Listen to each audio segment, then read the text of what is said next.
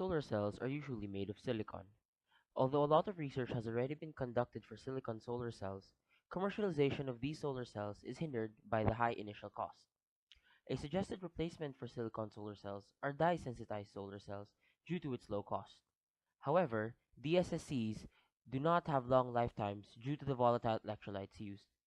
Perovskite is a relatively new material for solar cells, introduced in 2009. In the span of 5 years, perovskite-based solar cells have grown in efficiency comparable to amorphous silicon. Furthermore, perovskite solar cells are more low cost compared to silicon-based solar cells because they follow the same structure as a DSSC. However, instead of using a dye, the perovskite crystal serves as the excitant generator, meaning it is more stable compared to DSSCs. Overall, perovskite solar cells have the potential for low cost, easy to fabricate solar cells which have relatively high efficiencies. So why perovskite? Note here that perovskite isn't a specific material, it is actually a crystal structure. For the solar cell, the perovskite structure consists of a methyl ammonium corners, iodine faces, and a lead center. First of all, this specific material and crystal has shown to have good optical absorbance, shown by its brown color. This also means that it absorbs more energy. It also contains shallow point defects. Finally, the material has benign grain boundaries, making polycrystalline structures more crystalline-like. Overall, these result in a large carrier diffusion length, meaning the electrons travel long distances before being consumed by holes. However, this type of perovskite has two immediate problems. First, the whole transport material is made of a material called spirometad, which is very expensive, around 40,000 pesos per 5 grams. The perovskite solar cell also uses lead, which is toxic. We can observe that many industries are moving to phase out lead from their products, and if perovskite solar cells are to be produced en masse, the lead would become a problem to this production. The proposed solutions are to replace spirometad with functionalized graphene, which is low cost, bandgap engineerable, and easy to fabricate. It is also proposed to replace the lead in the solar cells with tin because they are of the same group and have similar properties.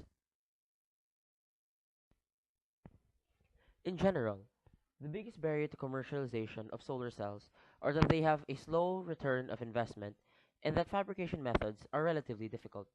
These are especially large problems in the Philippines, which is a very disaster-prone country. If solar cells are to pay off, they require long years of operation.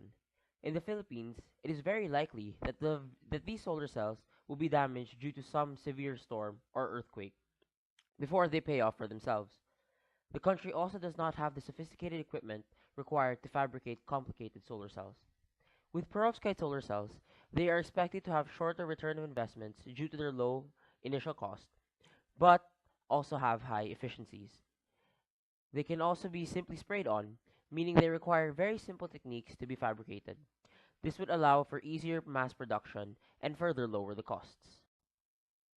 A patent by these Chinese inventors showed the possibility of using carbon-based materials such as graphene, carbon-based cathodes and anodes, and fullerene-based materials for solar cells. These could allow for further lowering the cost, but also keeping the high efficiency of these perovskite solar cells. Two studies have also been done involving the replacement of lead-based perovskite with tin-based perovskite in solar cells. They have reported good efficiencies, however the system still requires optimization and encounter problems with stability of the tin 2+ cation in the perovskite. Finally, a study has also reported the use of functionalized graphene as a low-cost whole transport material. This study also requires further optimization, such as studies on the degree of functionalization and the effects of these on the total efficiency of the solar cell.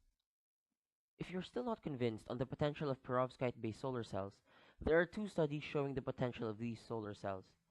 The Oxford Photovoltaics team is working on perovskite solar cells printed on windows, set for commercialization in 2017. They aim to place these on buildings, creating large solar farms within cities. A study was also made on perovskite solar cells inside fabrics, where instead of flat, stacked layers of the solar cell, the layers are stacked surrounding the previous layer, forming a solar cell in the form of a thread, possibly to power clothes connected, mobile, or wearable electronics.